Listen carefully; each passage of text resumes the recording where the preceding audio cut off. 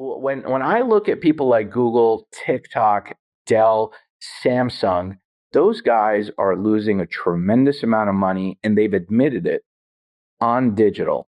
Then, what happens to the rest of us?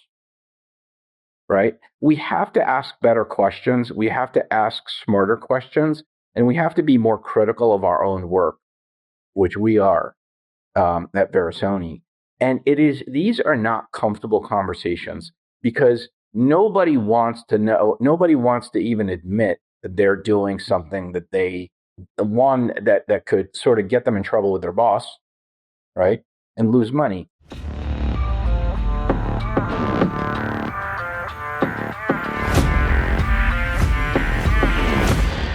Hey everybody, welcome to the Going Beyond the Deal podcast. Today on the show, I have my dear friend, Mr. Abe Kasbo, CEO of Varison Worldwide, a full-service marketing agency here in New Jersey.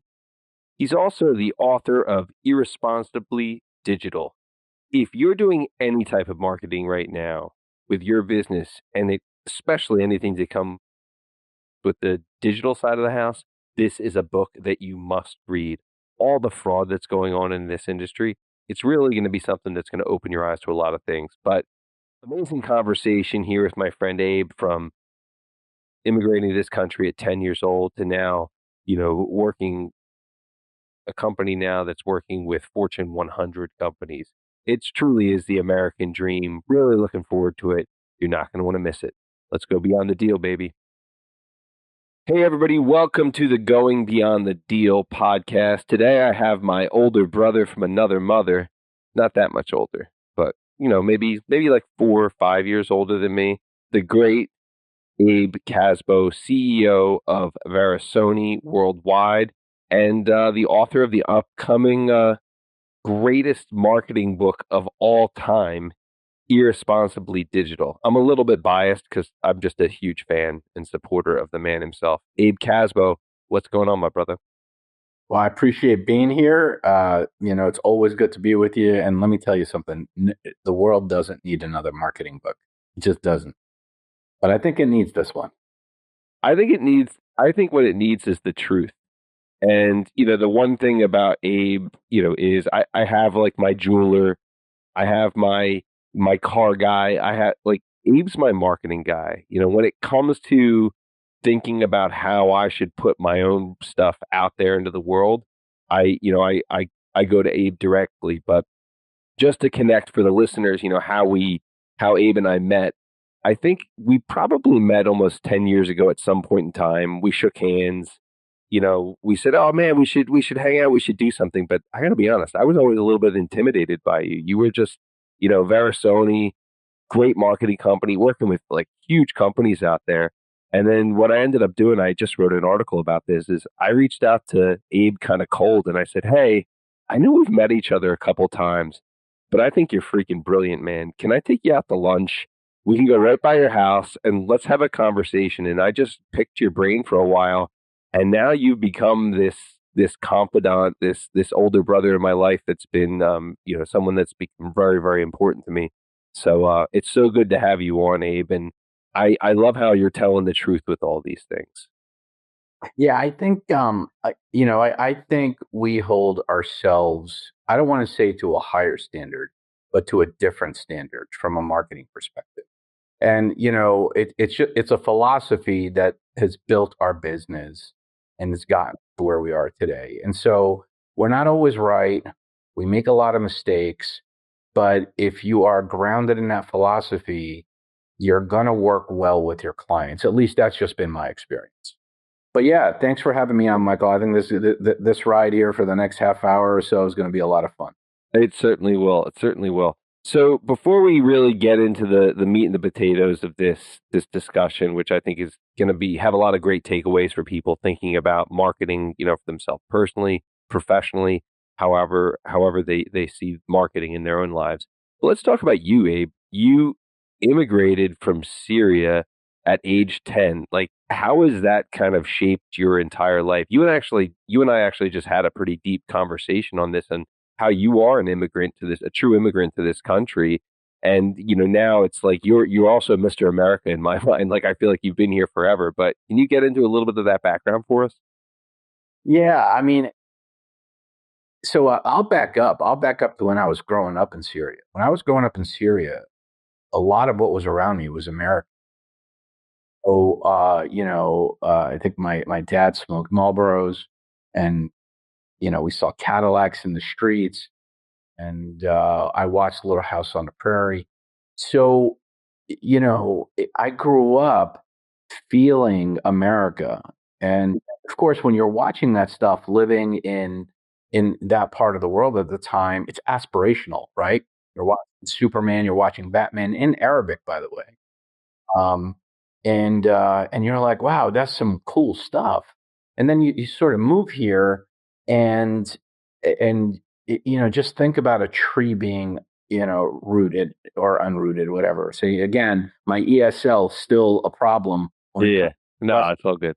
in English, but you come here and it's not like what you see on TV. It is not like what you read in the comic books. It's a completely different situation, and so you have to adapt. And I think being able to learning quickly and adapting is something that I've become, and taking a lot of shots to the belly, because you make a lot of mistakes when you do that. So a lot of that scar tissue has really helped in my sort of self identification as an American now. For the first 10 years of my life, I wasn't. And I didn't know I was Syrian for the first 10 years of my life. No? I just kind of grew up in Syria, and I became Syrian when we came to the United States, because people were like, "Where are you from?" Got it. Got Right? it. Nobody was asking me where I was from in Syria. Yeah. So what was the precipice for moving here? Well, my dad came here in '64. He came to Paterson, New Jersey, and went to Detroit. And and I think he just saw the opportunities, just like every other immigrant group, right? Irish. I mean, everybody looks at at the U.S. and they're like, "Hey, there's opportunity there." And I think he wanted those opportunities for his family.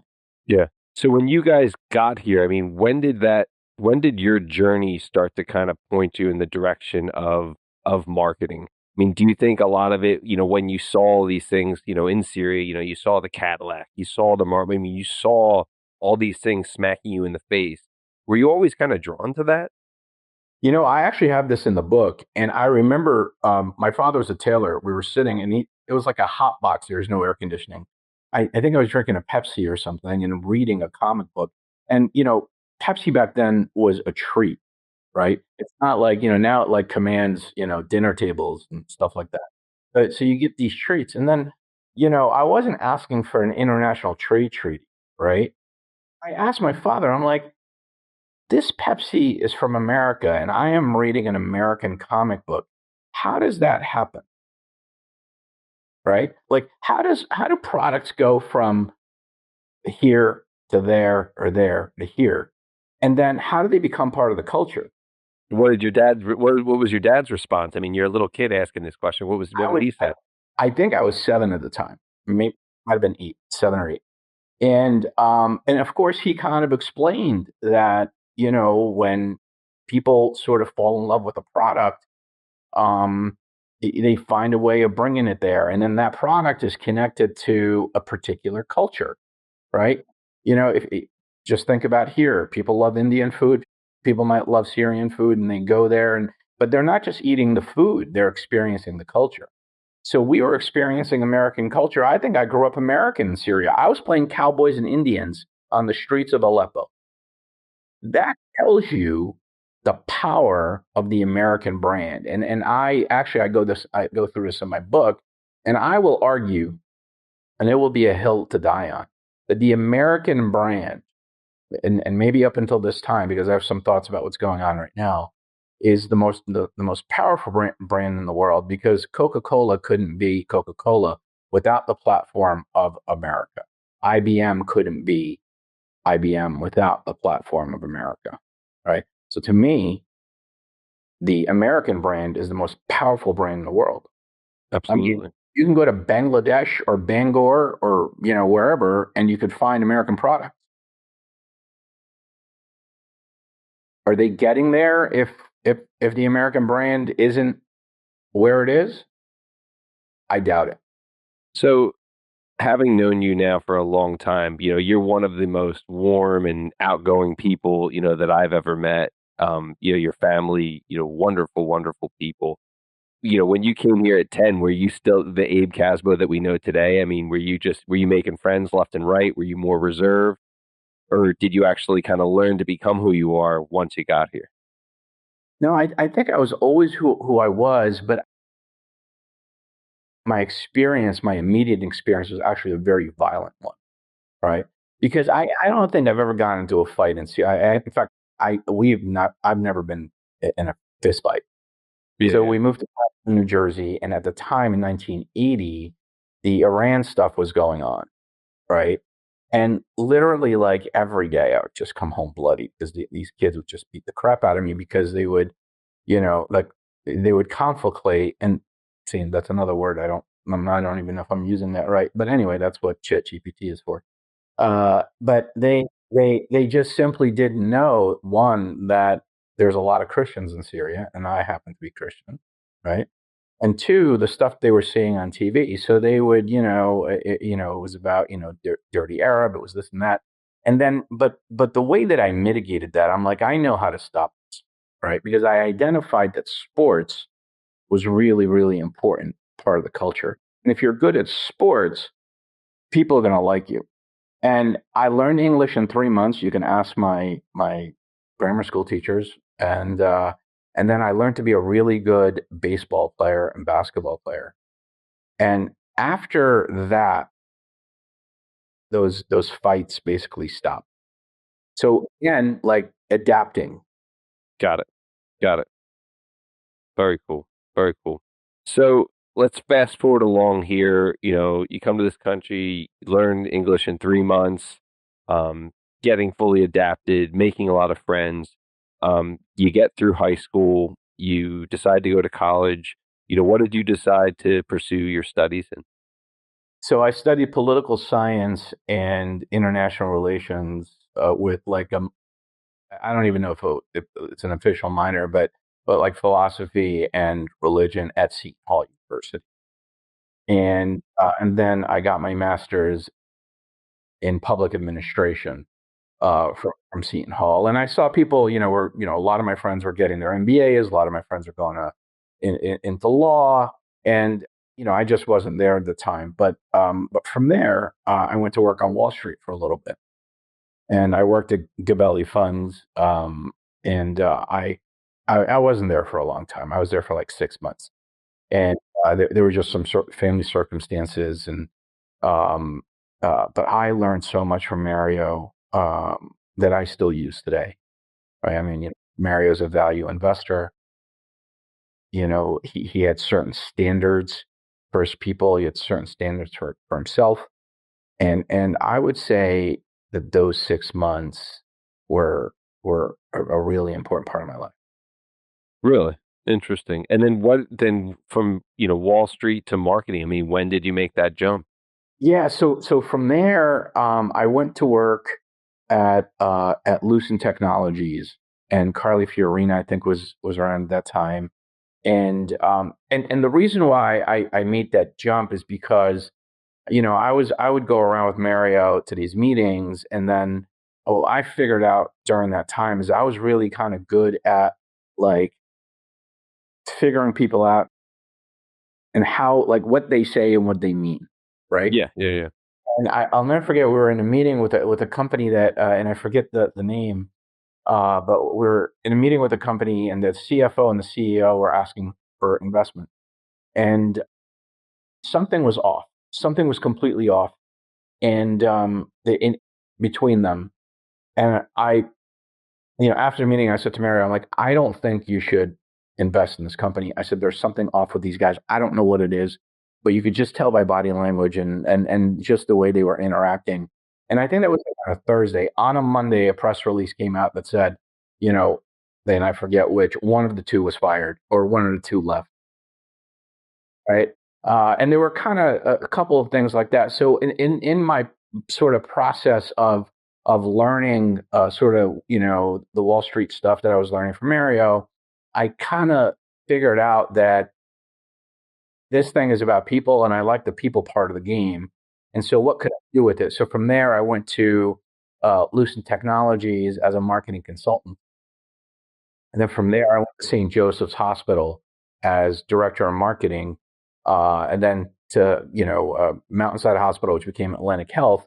And then from there, in 2005, 2004, when the kids were 3 months old, I decided to leave and start my own business with zero clients. Wow, I mean that sounds like a really safe bet. Couple month old kids. Like I feel like I've heard this story before because I remember coming to you with the same question. Like, Abe, I'm gonna go out, quit my cushy 6-figure job, and go out and eat what I kill. What do you think? And then you told me your story, and I was like, all right, let's go, let's go. So how did it work out for you? With scariest decision, scariest moment of your life? Well, when I look back on it now, I think it was scary. But when I make a decision, I'm not I'm not thinking about fear. I'm not even thinking whether this thing is rational or not. I'm rolling for it. And it sort of like doesn't matter because there were a lot of people around me like, what are you doing? You have kids and you don't have a salary and you don't have this and you don't have that. And I said, well, yeah, but I have drive, I have determination. And I would say this, it was really scary. I remember my first meeting in New York City, and it was with this guy. I walked out of that meeting like literally crying. I'm like, oh my God, I don't know what I'm doing. I don't think I know what I'm doing because this guy just What made you cry? I don't know. I think he was, this guy was just, I mean, he was just sort of like hammering me about about all the digital stuff that he thought he was good at. And I don't remember the circumstances, but I do remember, crying over a cup of tea downstairs because the guy just kicked my ass. He did. And I said, you know what? That shit's not going to happen again. Not only that, but he didn't know what he was talking about. And I kind of let him, because I had imposter syndrome, Don't we all? right? And I'm like, wait a minute, he doesn't know what the hell he's talking about. Like, I can't let that happen to me. And so I sort of, and I do that with my players. I coach basketball and I coached college basketball for 10 years.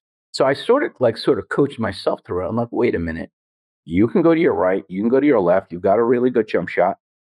Defense, defense not going to stop you. Like, okay, it's a turnover. It's a turnover. Let's get back, play defense, get the ball back. Let's get back on the horse. And I think from that day on, it was like move forward, make the mistake, fall down, get up, move forward, make the mistake, forward. Do well, put that to the side, keep moving forward. Just keep moving. Got it. Got it. Can I ask you quick? You had a really you said this before. It was interesting when you were with Mario and you went to a meeting and you got into the meeting and you saw these two people there and you just had that weird tummy test thing and you're like, this just doesn't feel right. Is that something that you think you took on for like for the future things when you were jumping into these like that first meeting you went to in New York? I mean, what was your initial gut reaction? Like, did you see this coming or was that like Within the first 30 seconds, I'm like, this is off. And I will tell you this, Michael, I use my gut more than I use my brain. And I'll be straight up. You actually introduced me to somebody, I don't know, 6 months ago. I had a meeting with them and my brain said something and my gut said something else. I went with my gut. Right. I think we all have that. yeah Right. yeah But I trust my gut has been, and I'm not sure if the timing is right on these things, but my gut has been right almost 100% of the time. My brain is always off. yeah yeah yeah? Well, they say this is your second brain. I'm holding my stomach there. They say this is the second brain, right? Interesting stuff. So before we get into Irresponsibly Digital, your new book that's coming out soon, what I'd really like to get from you is, and you and I've had these conversations before, and I was involved with running an online business for quite a while and everything. And it's funny because when we think about digital marketing, and the online space, it almost creates this weird world where you have this like businesses that just are online, and then you have businesses that are not online, but they all go back to digital all the time. Can you give us a crash course on marketing and just the way that you feel as a successful person that has been a marketing director for some major, major, major companies, and you've had a lot of major clients? What's the best way people should approach marketing themselves or their product or business? What is there any real simple frameworks that you could go through? So I think it goes back to the philosophy. I think it's a great question. But I'm not sure if the word simple sort of fits here, right? Because marketing is simply a tool to get business from point A to point B. That's all it is. So how we do it is the question. And, before, 2006, 2005, Google came on, and it was mystical, right? You advertise, and we've all heard of the thing, 50% of advertising is wasted. You just don't know which bit. Then Facebook came on, and Facebook completely changed Google because now the social aspect of it, and it made things more accessible. So now if you're online, if you have a Google account, if you have a Facebook account, you you're much more connected, and it's much more democratized as a business. And of course, when things are quote unquote easy or simple, you think that, but these platforms will promote themselves over the people. So, for example, um, the average, like, let's just take healthcare, and I've got numbers for any industry, including banking, right? Um, the average engagement rate on Facebook for a organic post for healthcare is 0.03%. Okay, so let me make this a little more real. You know how hard it is to bring 1,000 people to your page. Now let's make them 1,000 real people. Now let's make those 1,000 real people 1,000 relevant people. Now that's 0.03%. That's a half a person. You know how much time, effort, energy, and money and you got to spend to get that kind of return? It is an absurd proposition. But here's the bad news is that businesses have been gaslit um, to do this, and they become serfs. And I'm talking about the Fortune 100 down to your pizza shop, right? You become serfs to these platforms, and it sucks up all of the gas, and it sucks up all of the energy and all of that. And when that happens, you're not paying attention to other marketing modalities. You can't do that. So what you have to do is you have to say, okay, digital is important. I'm not saying digital is not important. Digital is absolutely important. But like a mutual fund manager, where am I going to invest? And the offline game, like television, is still a thing. Meanwhile, our friends at CNBC are saying it's not a thing, right? The business media is saying it's not, but it is a thing. Data is showing us it's a thing. It's just a thing in different ways. Like people might use app to watch TV, right? But linear TV is still a thing. So, and then I can go on because the responsibility of brands isn't to be slaves to online platforms. That's not your job, right? Uh, a week ago, Bose basically turned off online advertising because they said it wasn't helping the brand, right? Procter and Gamble in 2017 turned off digital advertising. And guess what? They saw a bigger return. Everything I'm saying here is absolutely searchable, Yeah, yeah, for sure. right? You can trust but verify, Yeah. right? and their offline game rather, actually was pretty strong. And so, what are those folks doing? And then of course, when you drive around, like, why is Amazon on billboards? Amazon's a digital company, right? Why do they buy billboards? Right? Why do I get direct mail from Amazon?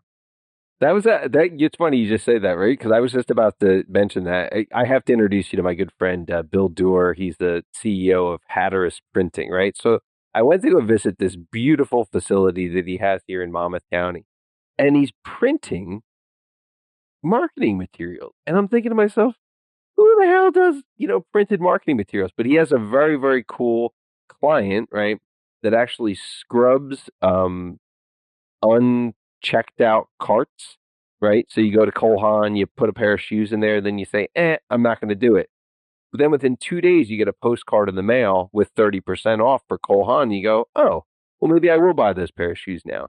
And it's funny because our email and our now text message just getting smacked in the face constantly with these promotions and everything. But for me, if I actually got a snail mail piece of marketing, I actually take a look at it because I'm actually excited to get a piece of mail anymore. That's right. That's exactly right. There's more room in the mailbox, and direct mail. I mean, the ROI in direct mail, I believe, right now is higher than anything you could do on email. Right? It's crazy. So our approach is to look at the entire business first, and then come up with we have to prioritize the channels. And when you do that, then you have a much more disciplined approach to marketing, as opposed to what we call dropping marketing bombs. Oh, we got to do this. We need a social media calendar. We got to do that. No, some marketing works and some marketing doesn't. And I know people don't want to hear that, but it's the truth. And so, and that's what, like, when I talk to clients, especially in the beginning, they're uncomfortable with that, but we're not for everybody, right? But the good news for us is that, the average length of stay with a marketing firm is 2 years. And for us, it's about 8 years. That's amazing. Congratulations. Thank you. And I'm not saying we don't make mistakes. Oh, Mike. Yeah, we really do. But it's the transparency portion of it. It is the expertise that we bring to the table. And it is that philosophy of, like, I don't need to be married. Like, I don't believe my own hype half the time. Right? I've learned not to believe my own hype. Like, I don't care. Like, if I like the color yellow and the market doesn't like the color yellow, I don't care about my opinion.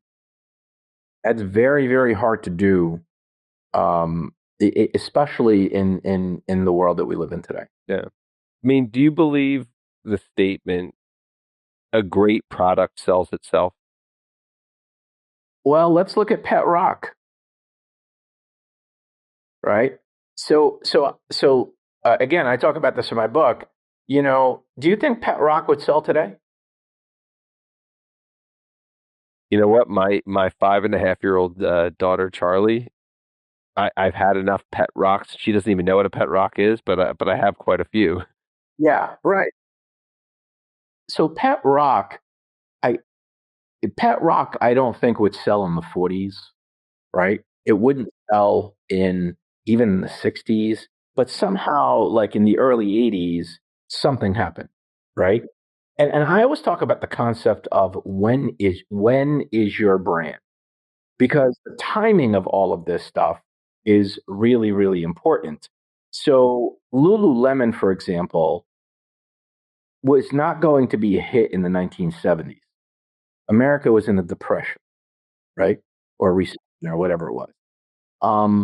So the concept of a product being a great product selling itself, the answer is maybe.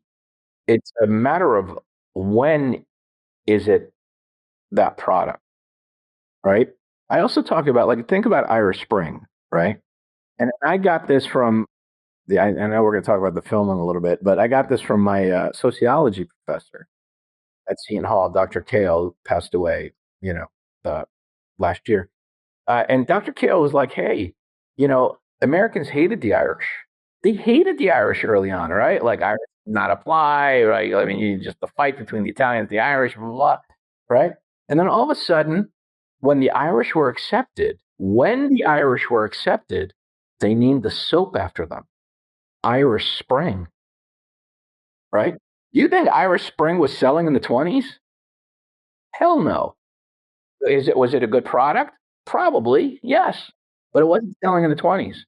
So that concept of that you're talking about is obviously it's a valid question, but is the market ready for it? Is the zeitgeist ready for it? That sort of thing. Yeah. I guess what I'm trying to get at with it is like, I feel like sometimes people because they see the sexiness of marketing because we're getting slammed in the face by all kinds of ads. I think people sometimes get ahead of their skis a little bit and are focusing on the marketing aspect of it before they actually get a really good product together. Right. Because 100%. like trying to get the product together isn't as fun as talking about this amazing product that's going to change everybody's lives. And let's come up with this really creative way to get people to buy this product. But if the product sucks, Right. And I think it's human nature. Everybody thinks they're creative, right? yeah, Everybody thinks they're creative, but the truth is we're not, right? Like I'm a guard, right? I'm a guard. you are a guard. Michael Jordan is a guard. Who do you want playing for you? Yeah. Right? Like talent in a lot of things. Do I want you doing my investment banking or do I want somebody else? No, I want you, right? Yeah. I want talent. And I don't want to be like an AAU coach putting my kid in the game because that's really what this is. Yeah. It's so funny that you say that though, because you are really a guard. Because I got to just share a quick story. I came up with what I thought was this brilliant idea for something. I said, Abe, I figured it out. And you're like, bro, that sucks. Go back to this one. Like that is so hokey. It's so hokey. But thank God that I have you to lean on you for these types of things. Before we get before we get into some of the other, there's a lot of really cool things about Abe. I want to talk about the genesis of Irresponsibly Digital. I think this is a really important conversation that we need to have, right? We see all these people if you look up any type of online marketing and then all of a sudden you open up your Instagram, you're just getting smacked in the face with everybody telling you how much better they can do it for you, how they can run your ads, they can get you a 10-to-1 ROAS and all this other kind of stuff. But in speaking to you, I've come to learn that a lot of it's fraudulent and a lot of it's frankly just bullshit. And you might as well light a dollar bill on fire instead of putting it into, digital marketing. I don't think you're going to tell me that you shouldn't use digital marketing, but can you give us some clarity and some truth around that? Yeah, absolutely. Look, I think we're in a very humbling business, and I I really take a humble approach to this because what we know today isn't what's going to happen tomorrow, and that's the truth. And if people like Uber are losing $100 million on there, and that's a fact, by the way, right? The Uber CMO about 2 years ago went to the board and said, "I'm sorry, guys, I lost $100 million." Now that in itself is shocking, right? What is more shocking is that when they asked him how, he said, "I don't know." Right? And it was all PPC driven, like pay per click driven on Google. That's a problem, right? That's a problem. And so when I look at people like Google, TikTok, Dell, Samsung, those guys are losing a tremendous amount of money, and they've admitted it on digital. Then what happens to the rest of us, right? We have to ask better questions. We have to ask smarter questions, and we have to be more critical of our own work, which we are at Varison. And these are not comfortable conversations because nobody wants to even admit that they're doing something that that could sort of get them in trouble with their boss, right? And lose money. I'll give you an example. We have this reputation for sort of going in and finding pots of or opportunities, right, for companies when we do marketing audits, and people hire us to kind of figure out where their money's going.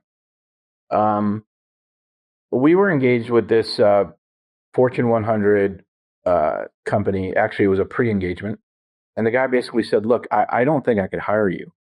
I said, why? He's like, well, our board is very happy with the analytics. And you're going to come in here and you're going to basically like, lay some sunshine on this. And there's going to be a discussion about like how much money we're losing on this stuff. And I can't have that. Right. And I understand that it is self-preservation. It's self-preservation, right? And there's a lot of that in the business, but there are people a lot smarter than me, and your listeners should actually follow these folks. There's a gentleman, his name is Dr. Augustine Fu. He's an MIT guy, and he goes into the fraud like nobody's business. I quote him in the book. I use some of his concepts in the book.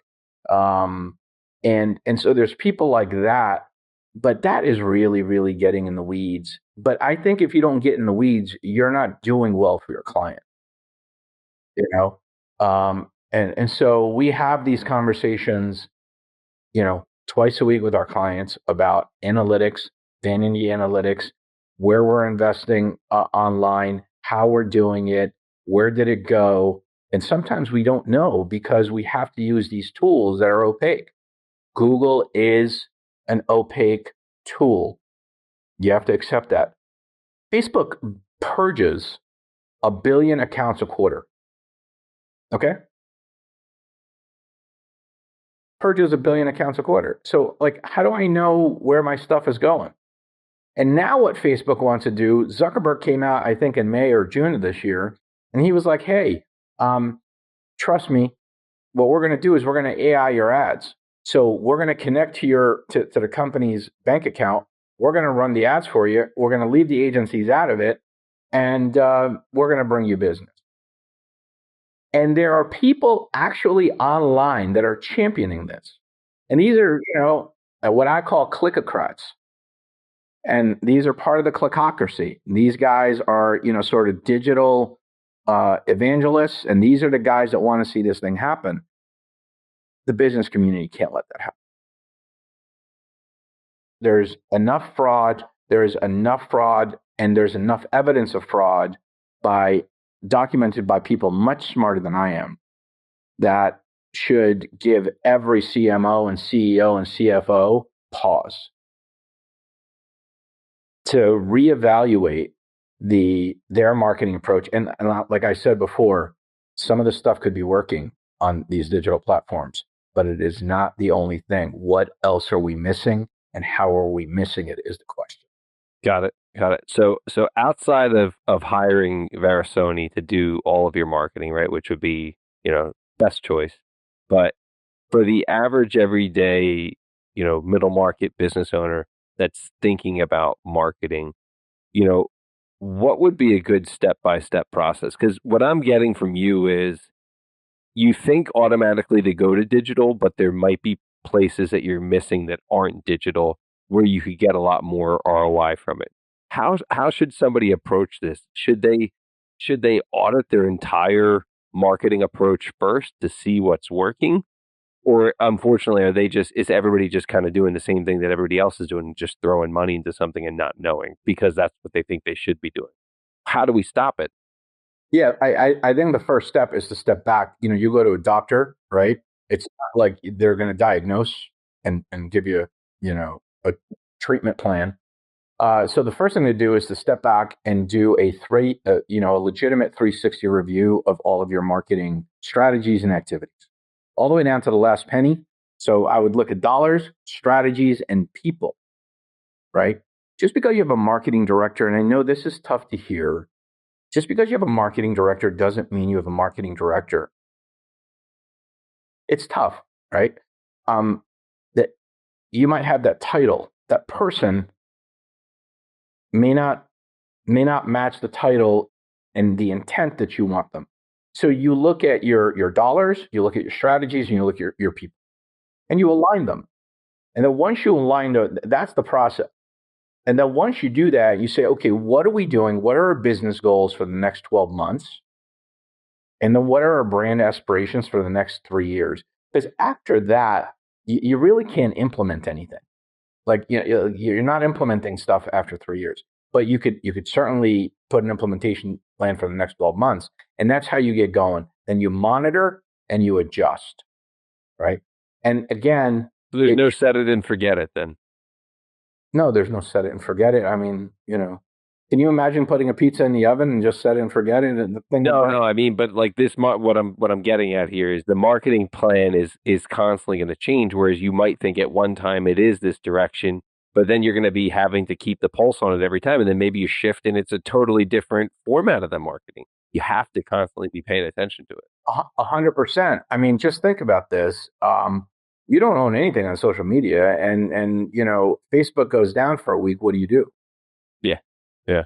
Or how many of these guys that get kicked, that do the wrong thing and then get kicked off from that one, channel where they have, you know, half a $1 million followers, right? That's their only pool to sell to. That's right. That, Scary. that that's exactly right. And so we tell our clients the only digital properties that you own really is your email list, website. You don't own anything else. And now with AI, like things are even crazier. So and with the Zuckerberg thing, like I guess I believe what he said, but we cannot as a business community relinquish, because if people decided to do that, they're basically saying you can control my market, you can control my customers, because he could turn it on, turn it off. Like, we can't do that, and I don't care what any of these influencers that we all know say. I don't care, because those guys right now are in the content development business because they've gotten to a particular level. They're not in the I'm going to provide a rational business model advice. They're in the hype business. So let those guys do what they do. We're going to focus on what's real. The other thing, Michael, that's implicit in what I'm saying is the micro cycle of our economy. Like, we have to. There's an idea of the sort of perma growth. Like, it's only going to go this way. Well, I mean, what fantasy world do we live in? It goes like this, right? So what do we do if something happens politically or with the weather and we're down for a month and there's a recession? We have to be putting all of those things, those scenarios, into our marketing plan, and developing some game theory. It's hard to do, but anybody could do it. So, like for you, I mean, as a basketball coach, right? You get through your game. After the game, you sit down with the team and say, "Okay, let's go over what went well, what worked, what didn't work." How often are you at Verisoni having that cadence to talk to your clients on a regular basis to make those pivots? I mean, is it a quarterly, monthly? Once a month, we have, with retained clients, we have, like for us, we work with CMOs and CEOs. We have direct access, and so it is a monthly discussion. Awesome. Awesome. That's good to know. I mean, I think everybody, even if you don't have, an outsourced marketing company like Verisoni, the one thing I've done for myself recently is, I mean, I do a daily checkpoint for myself and then a weekly one. And I think that regular, marketing pulse check once a month is super important. So, outside of, what most people know you for on the marketing space, you're also very well known in the coaching space and in some other very exciting things. You do a lot of charitable work, a lot of great things. So you're the executive producer of the Arab Americans. Can you get into this documentary and talk to us a little bit about some of the exciting things outside of marketing that you're working on, Abe? Yeah. So the Arab Americans made its theatrical debut, I think, in 2015, and it ran on PBS for about 10 years. It's I don't know, it's in maybe over, I don't know, 400 universities. And the reason why I did it is because of some of the things that we talked about earlier, right? So, like, my growing up in Syria, and then when we moved here, like, it just felt like nobody knew where Syria was. And there was a lot of misconceptions about Islam and Catholicism and the Arab world. um, there was just so much just hate and noise. I'm like, let me see if I could do something, and I wanted to build a bridge. I wanted to have a conversation about the contributions of Arab Americans, right? And just like contributions of Irish Americans or Mexican Americans or anybody else. And there's a PBS documentary for every one of those, but there isn't one for Arab Americans. So I said, let me, but actually, I didn't know I could do it because I'm like, oh, my wife's like, well, why don't you write a book? And I'm like, well, I don't know, generally Americans don't read. He said, well, why don't you produce a film? And I said, I'm not a film producer. I could write, really cool TV commercials, that sort of thing, produce them. She's like, well, think of it as a 60-minute, 30-second spot. I'm like, not smarter than me. And so we went and we interviewed. We got into the history going back almost 200 years. We interviewed a lot of people, including Ralph Nader, who presidential candidate, and founded the FDA. I mean, Ralph's stuff is legendary in the U.S. and a bunch of very famous Arab Americans and some not so famous. We put together a story about the contributions of these folks and how they contributed to the American fabric. And we sold out 11 cities. I had the opportunity to travel, meet a lot of people, and and it's funny. I was in Milwaukee, Wisconsin. I got in late at a business meeting, and I was sitting at a bar, and there were these two guys sitting on the corner. I'll never forget this. I think this was like in 2017, and they were having a conversation actually about the film because I guess it was being shown in Milwaukee, and they were like, I didn't know Bobby Ray Hall was Lebanese, and they were from like Arkansas or Oklahoma. Amazing. And I was just sitting there and they went back and forth. They were like, yeah, I was just watching this thing, like a couple hours ago, kind of crazy. And so what I wanted to do is basically have a conversation and build a bridge. So, another kid doesn't have to immigrate and get his ass kicked for like 2 or 3 months like I did. Yeah. Yeah. Crazy. I mean, the one thing that's always drawn me to you is we're both very similar in that we realize that the more we give to this world, the more great things come back to us. So, outside of putting together, from what my opinion is a very nice legacy project that you can do for the country that you came from in the Arab Americans, but you're also an advisor to Seton Hall University's, innovation and entrepreneurial studies. You're a board member at, the Awareness Foundation. How has giving back to the world really helped you in your growth and all the things that made you who you are today? I think coming from a place of generosity, and I actually think that like watching some of those American shows in Syria and also my family. I mean, my grandfather was a like first account guy that survived the Armenian Holocaust. And they walked 600 miles from Mardin, Turkey to Aleppo, and they built a family.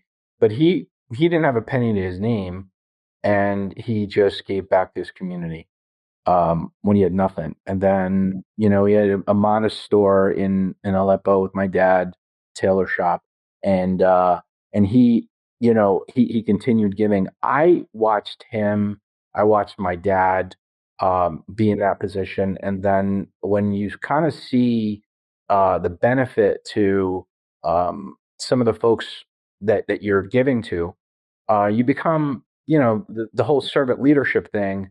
I think there was a model, and it was very early on. When we came over, it was about survivorship for a long time. Like, oh my God, what are we doing? But then once we kind of got our sort of legs underneath us, it was a very natural thing to be involved with some of these wonderful institutions and to give back. I feel like it's a legacy for my family, and it honors my grandparents. Yeah. No, that's amazing. That's amazing. And you've definitely kind of, I've always been into it, but you've also kind of grabbed my hand and said, Michael, no, here's some great younger people that you should be speaking to. So that's been something that we've been working on together, which has been really, really amazing. We're getting kind of close on time here, but just wanted to ask you, super successful guy. I mean, one of my favorite people to be around. Is there anything that you're doing on a daily basis, like habit wise, that really helps you, lock it in? I know you had mentioned the last time we had breakfast, you had talked a lot about your phone and something you've been kind of changing your mindset around your phone and stuff. But are there any new habits or old habits that you've been sticking to that are keeping you sharp? I think I meditate on determination, and I've also been a lot more forgiving of myself because I make mistakes like I can't even tell you. I mean, I don't even know. There might have been like 1,000 mistakes in this thing, right? But uh, I think I'm learning more and more just to be more forgiving of myself. This thing just doesn't stop, and it's not good for me personally. So that's that. But also too, as I get older, I'm leaving the phone at home when we go out, like 80% of the time. Like I don't need to be connected to this thing, right? I don't need to be a slave to it. And I found that I'm more engaged with my kids. I'm more engaged with my family. I'm more present. You know, this thing's ultimate job is to make sure that you are not here. You are here, and I want to be here. I want to be back here. So, I've been doing that, and then, the determination thing is, and making sure that I get up after every mistake and recognize the mistake, but just get up. Yeah. The one thing I think you've also mentioned recently, in our conversation, it's been something that's been really helpful to me is I've been just trying to get outside more and without the phone in my bare feet, just kind of putting my feet to the earth and just being a little bit more present with nature. I don't know, it kind of helps this slow down a little bit sometimes. And I know, you and your beautiful family had recently moved to having a lot more open space. Has that been very helpful for you as well? Actually, it has. I've been spending a lot of time with my son building. I'm looking at it right now. Building a pen. We're going to get ducks. So we'll start with three. Hopefully, we can keep them alive and healthy. And we're going to figure this out. But I've put up a fence. We're spending a lot of time, a lot more time outside. And again, I could take this with me outside, but digging ditches and putting up fences and doing stuff like it's not stuff that I'm used to, and but it's making my brain work a little different. That's amazing. That's amazing. So, how can people get a copy of Irresponsibly Digital? So we're going to be in the market hopefully on August 12th, and irresponsiblydigital.com will be up over the next couple of weeks. And if you're listening to this after that, just go to the website irresponsiblydigital.com. I'm also on LinkedIn. You can just connect to that. And as a marketing person, this thing will be everywhere. It's also going to be in certain bookstores. So we'll be doing that, and then I'll be doing a small an independent bookstore tour, which we're working on right now, and then hopefully speaking at various groups and that sort of thing. Awesome. Awesome. Awesome. So, I got one more for you, the $1,000,000 question we ask every single guest. When you look back on your journey, whether it be personally or professionally, what's one moment that felt really small at the time but ended up changing everything for you? Oh man, when I left my job at the hospital, like I'll never forget. I walked through the door and I told Anna, I'm like, I just left the job, and she just pointed to the twins. They were like in their little carry things. I don't even know what they're called anymore. And they're like car seats, and she just pointed to them. And but I will say this, that without like her support over like because it's been a crazy ride. But it was that moment. Yeah. Yeah, Yeah. that means That's everything. crazy. That's Yeah, crazy. and You know what? obviously, if we didn't immigrate here at the age of 10, if we would have gone to Switzerland or if we would have stayed, I would have probably been a different person in different circumstances, right? So if we didn't immigrate, then Anna's not happening, the kids aren't happening. This you and I would have never met. Yeah, it's crazy. Well, I cannot say enough great things about Anna and your son and your daughter. Just some of the most amazing people that I've had the chance to meet, and gotten to spend some time with. But Abe, thank you so much for coming on the show. Everybody, check out Irresponsibly Digital. My older brother from another mother, man. I got so much love for you, so much respect for you. Thank you for letting me take you out to lunch. I thought you were gonna play hard to get, and you were like, no, like, come on, let's go. Like, and we haven't stopped since. So I certainly appreciate you, brother. Listen, I appreciate you. I appreciate this time, and this podcast is on fire, and I wish you all the success in the world. Let's keep it going. Thank you so much. All right, everybody, take care. Bye, everybody.